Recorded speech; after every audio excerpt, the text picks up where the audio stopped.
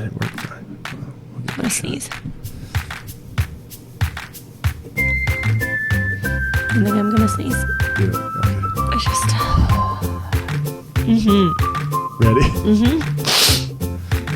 Y'all, we're both coming in a little sick.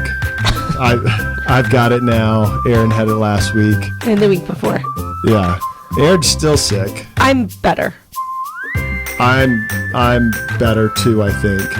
There's a great chance that I'll just break down into a coughing fit and won't be able to breathe. But other than that, I think pretty good. Things are great Yeah. here. On today's show, we were thinking about it.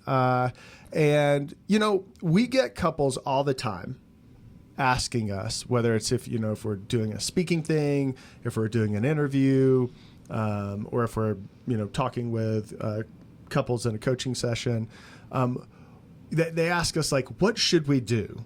Or what advice would you give us so that we can have a successful relationship? That's a big, broad question. But this week, Erin did a post that we were talking about it and looked through it. And I was like, I think that this post right here, I think, is a great answer to that question. And to be very clear, the answers here are community driven. So I asked our community, this is what people said they wished they knew. Yeah. What they would like to go back and tell themselves. Yeah. Like if I could write myself, what is that? There's a country song about that. If I could write Brad Paisley sings it. If I could write my high school self a letter. If you could write your younger couple self a letter, what would you say? Yeah. I think the premise of it. And so what we want to do is we want to share with you these 6 principles that will save your parenting partner relationship. Save it. Listen to that. Save it. I think, sure. But I think the point more... It's too demonstrative. And it's like, maybe that is the problem. Well, I don't even think that's the point. Support, assist, but not save. I think the point is that it's not too late. I think sometimes we find this thing gosh, I wish someone would have told me that then. Yeah. It's not too late to tell yourself now. Yeah. Even retroactively. One of my favorite quotes about all of this is what does not get repaired gets repeated. Ooh. It's a good one. It's not mine. I think I heard it in graduate school. I don't actually even really know where that came from. But the point is... That's deep. It's true. Mm-hmm. So it's not too late to repair these places. And... That's what I think the point is. And so here we not go. Just to save, but to repair. And so we can stop repeating. Which, technically would be saving. Sure. Right? Yeah. Ultimately, repair equals save, maybe? I don't know. Yeah. Number 1. She's so tired of this conversation. And her podcast host partner. My staff. Your staff. You're tired of the staff. You are the podcast staff. I know. I'm a terrible employee. Okay, so number 1. It is me and you against the problem, not us against each other. I think this is beautiful. I think about this principle is oftentimes in relationship, life is stressful. The stress of life, which is just like the normal stuff in life. There's a lot of transition. There's a lot of change. There's a lot of grief. There's a lot of loss. There's, all these kinds of things that create just a heightened level of energy and concern. In that, oftentimes we begin to try and cope with it the way that we would as individuals. And many times that causes our partner, well, first of all, it causes us to lose access to ourselves. So, for example, Stephen withdraws in stress. Okay, well, that means that I withdraw from myself. I'm just trying to survive and kind of not remember that I'm stressed. But then also that impacts Erin because I've withdrawn myself from the relationship. And so oftentimes what happens is our coping strategies end up making us feel disconnected from our partner. And we start focusing on what's your problem? Why are you doing that? And we think that that's the issue at hand. We become one another's problem rather than, oh, wait, maybe this contextual thing in my life is causing me, I don't think withdrawal is a great thing. I don't think I should do that, but is contributing to that. And if you and I can unite against that problem or that context rather against one another, we're going to have so much more success. I think what happens here that surprises couples is we were doing it better. I think there's usually a moment. We were doing what better? Stress. So I think honestly, typically before kids, before your kid came along, you probably had it where that wasn't offensive to you. So Stephen withdrawing, like I knew that that's what Stephen did in stress. Sure. He got really busy because Stephen's withdrawal doesn't look still. It's not like he just like goes. Yeah, away. I don't just go sit down and not do anything. I become very active. He's a busy guy. He's got a lot of. There are so many tasks. That guy's getting stuff done. Look at that. Getting stuff done. It's Look important. Woo. And it is helpful, to be clear. And entirely useless also. Also, sometimes that. But I think then something happens. And I think this is actually a very important thing for couples to notice. Something happens. And sometimes couples know it immediately. Like, oh, it was this thing. It was that day. It was this moment. I had that experience. Sometimes couples don't. And it takes a little bit of like, well, it was around here or around there. But they almost always, us included, can identify the thing. So for example, you being like, oh, I know that Stephen does this. Like, and you're able to kind of be okay with that on some level. I have space and time, and like you're going to come back when you come back. But that doesn't impact me. And really, what it is, that doesn't cost me. I don't take that personally. But I think until it does. And I think that the something that happens, and oftentimes I think what we're talking about is the something that happens is you end up having kids, and then it's not just me and you. It's that process or that way of coping with things impacts everything. Correct. And everybody. Yes. And then it's like, oh, wait a second. We have to renegotiate this. Right. You have to understand one another's nervous systems. You have to understand how one another copes with stress. And then rather than saying, I don't like your nervous system, I don't like how you cope, you have to say, this is our nervous system. This is how I cope. What can we do together in the midst of this problem to approach this differently, maybe than we have before? Maybe we do need to grow in some areas. Maybe we do need to get some new coping skills, whatever it might be. But there's not a judgment of someone's nervous system or coping strategies. There's simply we need to reorganize and reorient how we do this in the context of the problem. So how can we unite as a couple, again, against this problem? Principle number 2, be quick to assume good intent rather than ill intent, I guess. Sure. Another way to say this is assume your partner's best. The way you do this is you lead with curiosity. And I think that what that simply means is something goes wrong. Your partner says something you don't like, or your partner doesn't do something that you want, or, some interaction goes poorly. Ask a curious question, which is something like, hey, you just kind of snapped back at me. Okay. Like, is something going on? Rather than, why are you talking to me like that? You always talk to me like that. Don't talk to me like that, which is all true. Like, yeah, we probably shouldn't snap back at our partners, and yeah, no one really likes that. But to assume the good is like, I'm assuming that Erin just isn't some villain, just some terrible person who likes to be rude and, yell at me. But what I'm assuming is like, oh, something must be going on. How can I be curious about what's going on? And maybe behind the miscommunication or the missed acknowledgement of a need. And I think that is the quickest way into being able to do this. So number 3, let each other walk away when we're over the limit. We will work it out soon. So there's 2 different types of stress in these moments. One says, I'm going to avoid this conflict forever. And there's another that says, we must work it out now. Yep.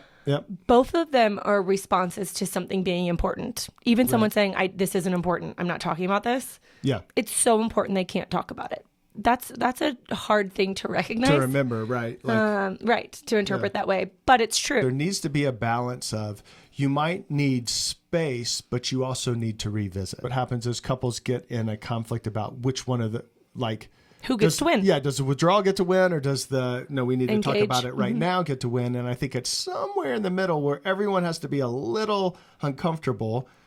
The person who needs the resolution right now has to be a little uncomfortable with pausing and not having it immediately. The person who wants to withdraw has to be a little uncomfortable and recognize they've got to come back. I understand you need space. When can we readdress this? Right. I will be ready. I'm waiting. I want to give you that space. And or I need some space tomorrow afternoon. Right. At 2:15. Right. Yeah. And that might sound silly, but you have to be very specific. And then if you happen to be the two people that both withdraw, someone has to be the one to say like, hey, this is uncomfortable. We don't want to talk about this. Mm-hmm. When should we revisit it? It's never going to happen naturally. Mm-hmm. Let's pick a time. Mm-hmm. And then if you're the people that are both reactive, someone also has to be the one who wants to reactive. Sorry. Yeah. The reactive, that's me. That's me. That's why I call it that.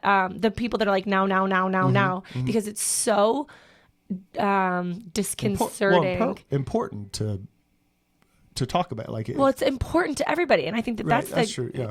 The thing, but it's so dysregulating to have something unresolved that it's now. I'm so uncomfortable. I'm this dysregulated. Right. And what I want to do with my dysregulation is solve now.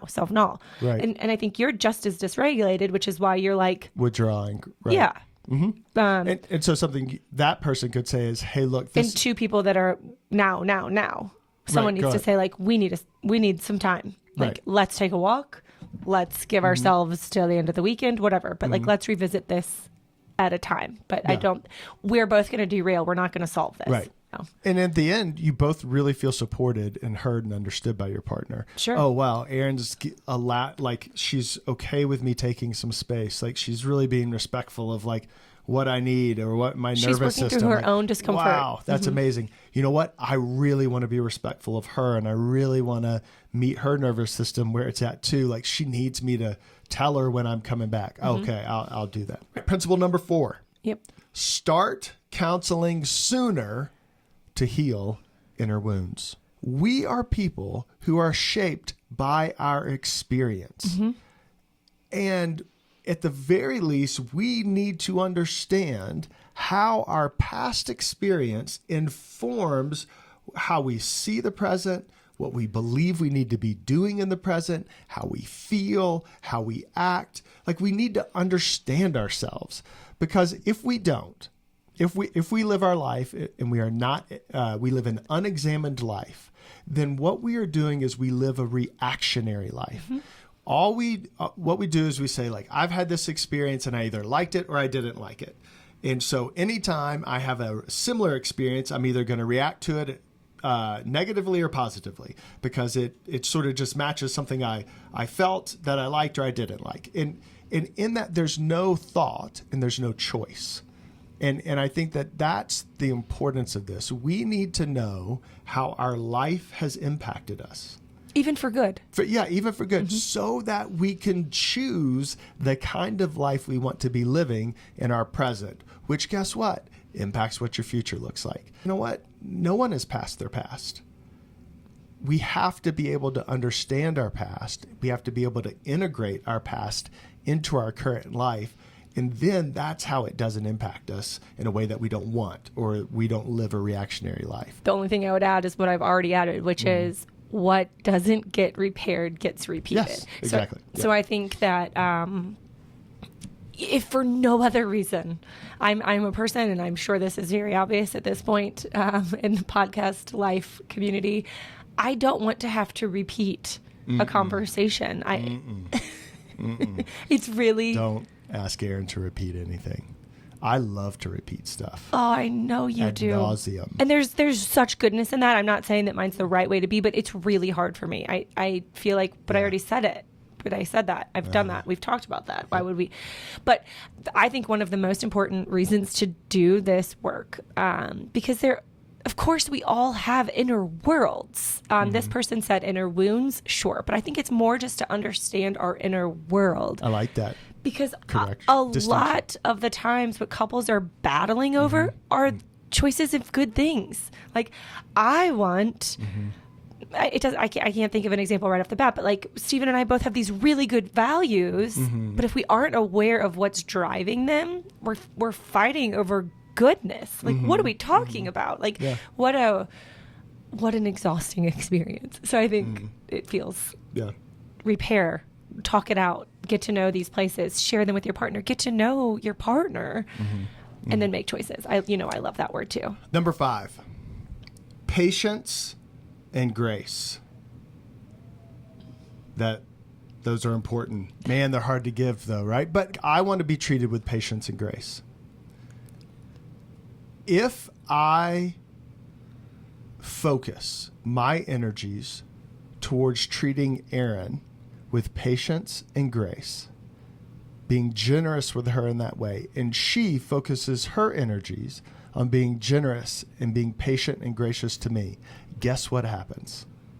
You're patient and gracious with each other. And you don't need to sit there and be like, well, I'm being patient and gracious and you're not. Well, I'm the one who's more patient. Well, I'm the one who's more gracious. Like, if those are the conversations, then maybe you're not understanding the principle of what being patient and gracious is. This is an effort where you look at your partner and say, you're a human being. You're not a perfect human being. I am not a perfect human being. I imagine being in relationship with me is a bit challenging. If that's the case, I need your patience and grace. So I want to show you patience and grace. I can't help but feel like I don't mean this to be corrective. I mean it to be like in an addition to. I think the thought has to be, if I want me, so Erin, if I want Stephen to be patient and gracious with me, I have to be someone who's acting like someone who gets patience and grace. Say more. Well, I can't just be like, well, be patient. And I'm just going to be a jerk. Yeah. Or I'm going to say whatever I want. Not follow through. Or, like, gosh, you're just not patient with me. Even though I consistently continue to disappoint you in the way that you have expressed is very hurtful to you or feels really reminiscent of some old things. Right. And I think that implied in what you're saying is that we would do that. Right. I understand that. I just think it's worth saying. I don't think anyone wakes up and is like, I am going to withhold patience and grace today. Right. I think it happens because we run into the same things over and over. I think that's why it is a little tough, because it's not quid pro quo. It can't be. But we do opposite also, of what the words mean, right? We do have to offer our partner someone who they might be inclined to be patient and gracious with. You can't be a despicable person. You can't be a selfish person. You can't be an angry person. You can't be a condescending, mocking, sarcastic person and be like, hey, be patient and gracious with me. Yes. I think that's exactly what I'm saying. Yeah. You can't be inactive and expect. Yeah, patience and grace. And number 6, the final principle, don't be afraid of the unknown. That one makes me want to cry. Like, I feel like I could just cry just seeing that.